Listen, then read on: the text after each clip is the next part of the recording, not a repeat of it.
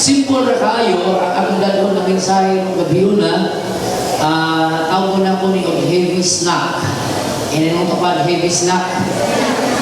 Now, ako lang ipasabot alang sa mga sa nakiling pulong sa Diyos, pagkauni sa atong kalag. Amen ba?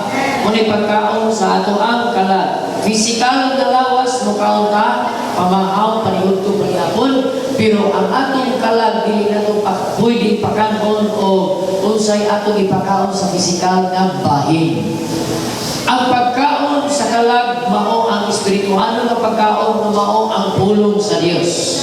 Mateo 4:4, dili mabuhi ang tao sa tinapay lamang, kundi sa matag pulong na magagawa sa bakba sa Diyos. Ang pulong sa Diyos, mao ning niya sa Biblia. Amen ba? So, ingnan ay mong kapad mga unta.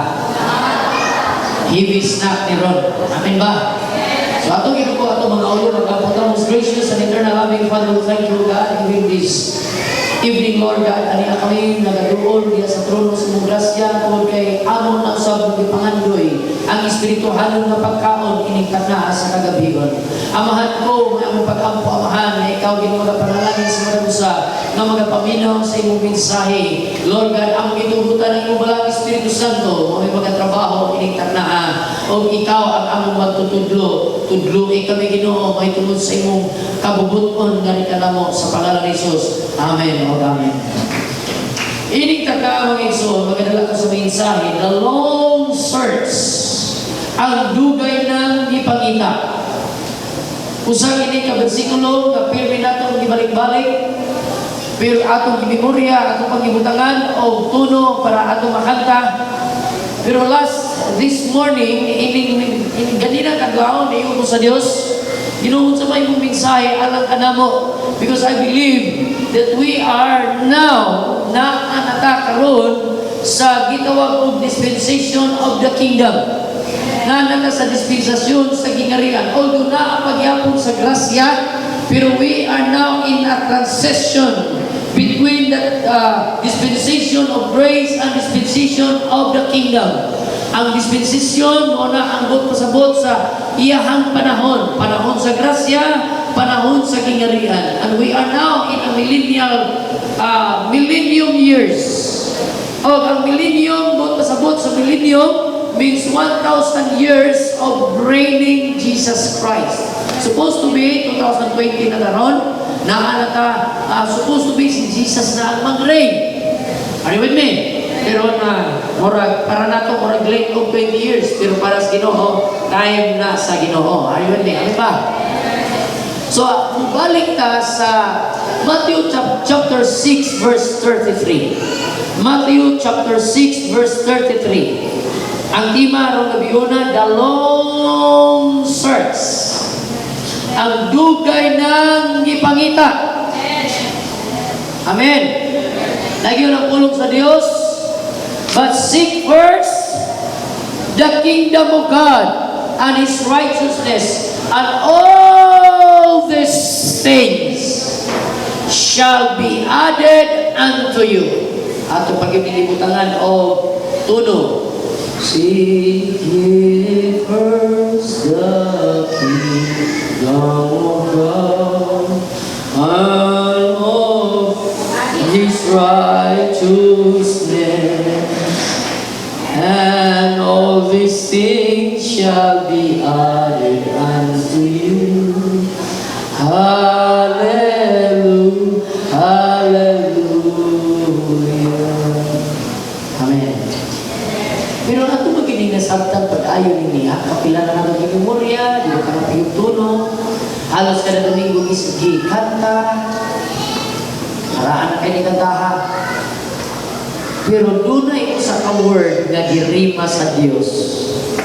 Last, ganina buntag, this morning, kaning word na sick. Hallelujah. Nga naman nga ang mga Kristohanon, uban ang mga Kristohanon. Nga naman ang Kristohanon mo backslide man siya. Ano mga atras mo sa pag-alagan sa Ginoo? Nga naman nadagan ang mga tao, daghan ng disudlan na relihiyon. Apan wala sila masatisfy. Daga nang ipuntahan dito, daga nang yatubang diri, daga nang adto dito, pero hangtod karon nagapangita pagyapon sila walay satisfaction. Kung gagama Kristohanon gisulod sa simbahan, pero karon di na nimo makita. Nga naman. Because the truth is that doon na sila gipangita. Para wala nila makapulagi. Doon kay wala nila masabti unsay nila gipangita. Wa sila kahibalo unsay gipangita. Matag sa nato, doon ay gipangita. The truth is that ang tibuok kalibutan puno sa relihiyon. Gitukod ang relihiyon sa tao kay doon ay gipangita ang tao. Nga anak siya masatisfy. Pero the truth is that ang tinuod mo di mo makaplagan ang imong gipangita bisag pila pa kabuok reliyon imong sundan. Are you with me? Amen ba? So ini gabi una, gusto ko nga mutudlo alang sa matag usa unsay sulod sa Biblia, unsay concept sa Bible. Ang konsepto naa din ang ideya. The Bible is God's big idea. Ang Biblia. No. Ang idea sa diya nga mosulod na sa imong una-una, may muna siyang thought. Are you with me? Amen. Pagsika mo una, muna akong ideya. Just like for example, kining ako gibo ning example ganina, kining ang logo sa GCS, Gihulgan Christian School Incorporated. Gibo na ako ng example ganina. Before na to na gipa buhat, giingnan ko sa artist. Siya, Pastor, unsa may imong concept sa logo. Now, ang concept, importante kayo masabdan, kay na ang concept mao na'y hinungdan sa atong lifestyle. Are you with me? Niya mo mga artist ganiya na to kauban ka kay balos lagon sa concept. So kung mag-isgot ka, like for example, painter ka, paint ka, atong igsuon, painter mo ganito igsuon. Ang iya ha, pangutanon kaniya, kung mapapaint kaniya, pangutanon kaniya, unsay imong concept. Unsay konsepto nimo nga akong i-paint. Are you with me? Meaning, ang concept, ang resulta sa concept na iyang gidrawing or iyang gi-paint, mabasa ang mensahe. Na ay dala ng mensahe. Are you with me? Idea becomes thought. Thought becomes concept, and concept becomes lifestyle. Medyo murag lalong-lalong, bugat-bugat, pero akong itubutan marang Espiritu Santo nga mapasamot na ito maayon. Now, ato po mo focus sa concept. Just like aning logo. Ang logo, gihimo sa Gihulgan Christian School. Ipangutan ako, Pastor, unsay imong concept sa logo? Ingon ako, na ay gear. Dapat ang logo na puto sa gear. Gear, ganong gear? Tungod kay ang gear, ligon, dili basta-bastang maguba. Meaning, ang mga estudyante nga maka-eskwela dinhi, maka-graduate sila, dili basta-bastang mabali ang prinsipyo. Amen ba? Muna'y gusto na kong makitaan sa mga estudyante. Mulaban sa prinsipyo nga gikan sa Dios. Amen ba? Diyos noon, nga prinsipyo mo ng gear, ang ibutang ginaalikon kayo. Sa kunsa o na magtanong, di adik na maunsa. Now, na ay bell. Ang bell, actually, ang Gihulgan, doon ay history. Ang Gihulgan, itawag siya Gihulugan o Bagtingan. Moray tinuod na pangalan sa Gihulgan. Sa wala pa ang mga Amerikano, ang pangalan ng lugar, Gihulugan o Bagtingan. Pero tungkol kay ningabot ang mga Amerikano, tapulan man yung mga Amerikano. Tapunan manunti, mga Amerikano. Dili ka nito kung sa to slang. Diba? Oh, slang, dili ka diretsong istorya. So, kung ipapunta na sila, where are you going? Ingon po ng Amerikano, I'm going to Gihologan. Di ba sila kasi litong sa Gihologan o Bagtingan? Nagkasama na to? Are you with me? Like, just like sa word na abuse. Ang abuse, hindi ka na sa American word. American English word. Pero, that is in the old English word, kato mga Great Britain, duha na siya ka word. Dili na abuse. Abnormal use. Tungkol sa pagkapatakulan sa mga Amerikano, gihimo mo sa abuse. Saan na to? Female comes from the two word fetus, male. Woman comes from the two word woman. Pero kaya mga Amerikano kapulan, wag na. Igidrik sa woman, mo'y nadalas tibok kalibutan ron. Unang karon, kay wala man ka, hibalo unsay concept nasayok ang kalibutan. Bisa ang laki, tawag woman. Nawalay womb. Ang laki tawag of female, bisa wal dili ka dalag fetus. Are you with me? Ang salaan, kinsa, ang tapulan mo sulti. Nang naman ang gihulngan man na, nung naman ay bell, kay ka-represent sa gihulngan, gihulugan, bagtingan. Nganong naida? Nganong naida?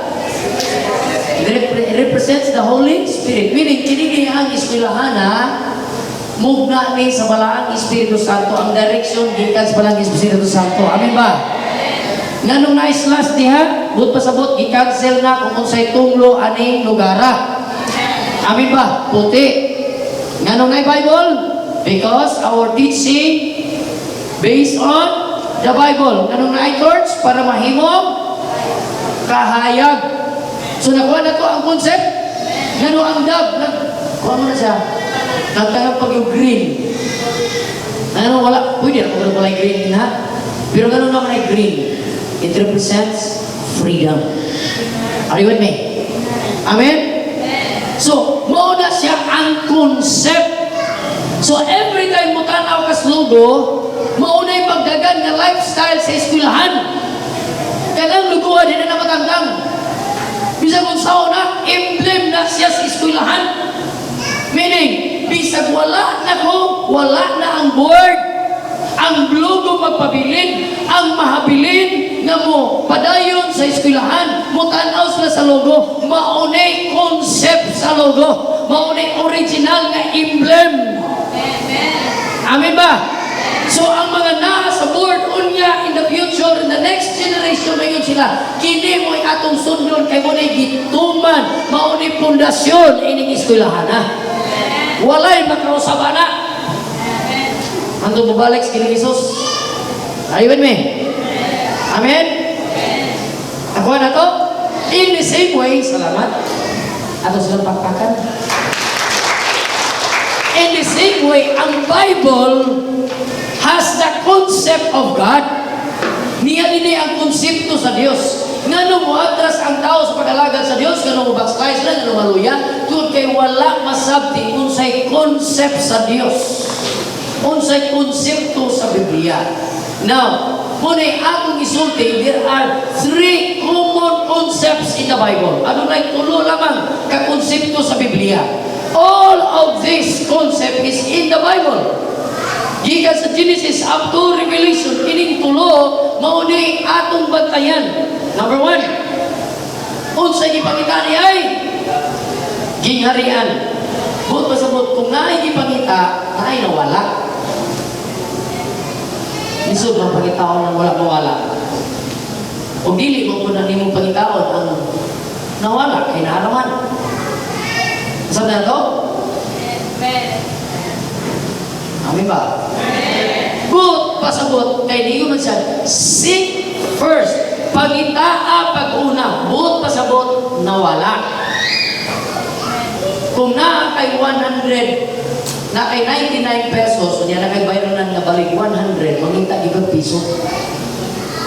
Kaya para makumplito yung muhang 100. Are you with me? Amen? Medyo, ano ba ko? Lalong na ba ko? Nasaan na ba ko ninyo? Can I speak English, please? Para masabtan ninyo. Muna magugluya kayo mo. Nasabtan ko ninyo? Amen? Nanong niyo siyang seek first, tungod kay nawala. Tungod kay nawala na siya, kinahanglang pangitaon pagbalik. O kining maong nawala, ang tao, giingnan siyang pangitaan. Pag-una, ipauna pag yung pangita. Kining niya, maunin nawala since from the beginning.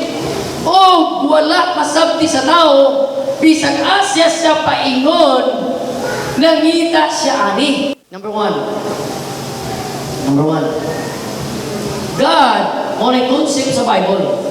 Ang una, hinumduman nato, ang sulod ini, ang concept ini, maong Bible, ini maong libro. Ang una, God created man for dominion. Amen. Unay number one, ang concept sa Bible. O maunay nawala sa tao. Ang tao, di gusto mo, actually, ang tao, di gusto magpabiling sa iyong kondisyon na mauna. Gusto yung isang mapromote. Kailangan sa gipagita. Ang uban, mutikan na lang Diyos bububukos uban. Mangyatak ba? Idoto mo sa para lungkat-kat sa babaw. Kay gusto lagi siya dominion. Nangita siya dominion. Are you with me? Maumay nawala na sa Old Testament. Maumay nawala. Si Adan ug si Eva, when God created Adam and Eve, Genesis 1 verse 26, and God said, let us make man in our own image and likeness, and let them have dominion.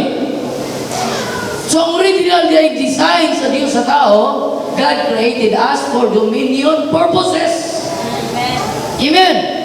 Para magdumala, the word dominion means manage, rule, administrate. Sa pailain, na word na similar sa dominion. To dominate, take over, rule. Actually, kita na puro ka mga manager. Ngayon mo pa din na manager, di ka? Oh, manager. Murag nila ka matuusa. Pero muna'y purpose sa Diyos ganun, gabuhat siya o tao. Can you just imagine sa unang tao, grabe ka bright. Sa diya, kagibutan sa garden sa Eden, hinan sa Ginoo. Makakaon ka mo sa tanang tanaman. Bunga sa tanaman sa garden sa Eden. Anan! Anan! Because He has the dominion. Doon na siya dominion. Si Adam, grabe ka bright. Sa una, kanang hiro. O tukuyon, muduol na yun. Karon, kung ang hiro, imong tukuyon, hindi ka kaya. Dili ka, huwag ka mailis hiro, paakon ka. Diba? Tinaw dili. Sa una, si Adan, auto na niya, o ikaw, porma ni mo mura mag-iro, hingalat kag dog sa English. Sa Bisaya, iro. Diba? Si Adan, may nagbuta ko pangalan anak. Wala yung trabaho, Genesis chapter 2. May mong basaw ng Genesis chapter 2. His ministry, dominion. Itagaan sa pagdumala sa kalibutan. Meaning siya mo'y naghatag kong pangalan tanan. Pagtanaw niya kaya na may sungay niya di magkaitaas, ingan niya ikaw, baka ka. Sa English, cow. Kasi karabaw, iliyoy. Cow. Ha? Ay, ikaw, kay tas-tas mo sungay kay sa aling niyang cow, tawag di ka karabaw. Oh. Ikaw kay, wala mo kay sungay, Yan naman kay balibo din kagas, tawag buti kag horse. Pagkatulong po niya sa dagat, ang mga isda, karon wato ka dagat, ang isda mo dalagan. Ang dalagan mo tili ay, ulangoy. Palayo mo. Dalagan man. So, manay tiil. Ulangoy, palayo ni mo. Sa? Asa magkita isda dito sa dagat ng iluon ni mo? Wala, pero panahon ni Adan, pagkabot niya sa dagat, ang mga isda nanuon, nagdali-dali, nanuon, dito, dito. Ingan niya, ay, ikaw, na makahimbis, niya, lalo-lalo ka nang imong hihikanan, tawag ka kinsan. Ikaw, kaya wak makahimbis, di kamay man ka, tawag ka balansikol. No, may dako-dako sa balansikol, aliwat mo diyan sa balansikol. Ikaw kay dako-dako mag sa balansikol, abuti ka panit. Ikaw kay dako-dako pumagib ka sa panit, abuti ka gilupin. Ikaw kay mas dako pumagib ka nila tanan, abuti ka tuna. Ang naghingiling anak tanan, ang nagbutang ng pangalan na tanan, si Adan. Because he exercised his dominion. He was exercising his dominion. Nag-exercise sa dominion. Ang tanan, inigdool niya sa mga mananapis. Ito mo naghingalan na tanan. Unggoy. Niya, ang tao, ninong nagikan sa unggoy. Ba't si kabalo? Na ang original na design sa Ginoo, ang tao may naghingalan. Monkey kahakin. Monkey kahakin. Ang ban nga, sayop ang panguna-una, gatuo ang tao gikas unggoy. Mo na gitawag og wrong concept. When you are in a wrong concept, you are in a wrong understanding. When you are in a wrong understanding, your lifestyle is wrong. Ay, with me. Sakot mo? Tama. Nasabda na to? Amin ba? So number 1, God created man for dominion. Huwag mo na ipangita sa tao. Ini dominion. Ikaduha, God shares His ability. Gihatag niya, gi-share niya iyang abilidad sa tao. Sa tanan na binuhat sa tibok kalibutan, ang tao lagi musulti. Abnormal sa tao na dili musulti. Mariwan me, ang tawag niya, mute. Kung di siya ka-speak, God spoke and became flesh. Sa diya nga misulti ang Diyos, naibong material, naibong unod, naibong physical. Pagin siya, let there be light. Ang sunod, there was light. Ang tao, liwat sa Diyos. Hindi mo siya sama sa Diyos. Ang Diyos kay musulti man, ang tao sa makasulti. Amin ba? Hilingan ko naman kapal, makasulti ba na? Hindi makasulti ka? Abnormal sa tao na di siya kasulti. Liwat man siya sa Diyos. He shared His ability. Iyang i-share ang iyahang abilidad na nangimo. The ability to create. Ang tarabaw, maka-create? Ha? Ang hero, maka-create? B, sulti ko nung unsang mananapa nga maka-create. Makabuhat ba? Makabuhat o balay, makabuhat o mga yun ani dire na aba? Wala. Kay wala sila share sa abilidad sa Diyos. God shared His ability to mankind. Ang tao rin yung makabuhatan na. That's the reason why dahil ganito mga inventions karon. Sa una, ang cellphone, 5110 pa with antenna. Hello? Ay, hello di ay? Hello, text me. Ewan, sa una, no? Ina naman, biktima naman niya. Buta ko nila ito sa tinglayuan. Signal 1 bar. So, after 3 years, experience mo lang. After 3 years, nagawas ang 3210. Hantod na imong 8110. 3310, 8110, nagawas 8210. Basta mga 1010. Naadihan, nagawas ka lang. Kining Nokia. Iyon sila, walay makalupig na mo. Di ni mo imbento og lain, mo padayon rami aning keypad. Karon, ning gawas bitaw ning touchscreen. Oh, you can search it. Pwede niyo i-search sa Google. Pwede hilak sa CEO sa Nokia. Actually, ang Nokia wala naman ron. Ipalit naman sila. Pero padayon gyapon sila og kanang na ang produce pero ipalit na sila. Ipalit sila ng $2 billion na siguro. Pila to'y palit. Ning abot o gawas din ang invention na keypad keypad kini ang touchscreen, nawala ang keypad. Sa primero sila ang pwedeng nakuha og sales sa cellphone kay sila na-dominate sa tibuok kalibutan. Pero pagkawala sa pagsulod sa touchscreen, wala sila. Okay, malo ka kung sa ikino nila? Ang sayo pwede nila, wala sila mong innovate. Wala sila mong create. Manang naibagulong ng mga terminology. God created the heavens and the earth and the rest is made in China. Sa? Ako bilang bersikulo. In the beginning, God created the heavens and the earth and the rest made in China. Ano nga? Mga lilian na yung mga sina. Lilian. Nagkakutang made in China. Sapatos, made in China. Medyas, made in China. COVID-19, made in China. Mask, made in China. Nakay, pindot-pindot diyan. Pusay-pusay, may pakita rin guday. Pakita mo. Asa ni Gikan? Para mo tuo mo. Ha? Thermal scan. Naida po kayo rin ay. Sumato.